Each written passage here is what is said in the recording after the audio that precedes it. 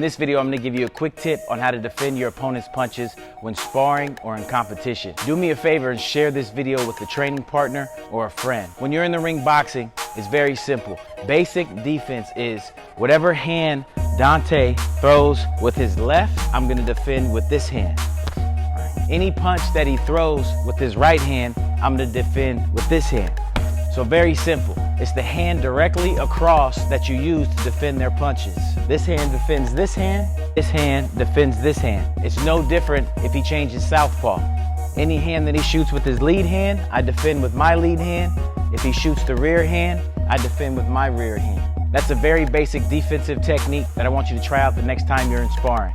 Let me know how it works. Leave any questions in the comment section.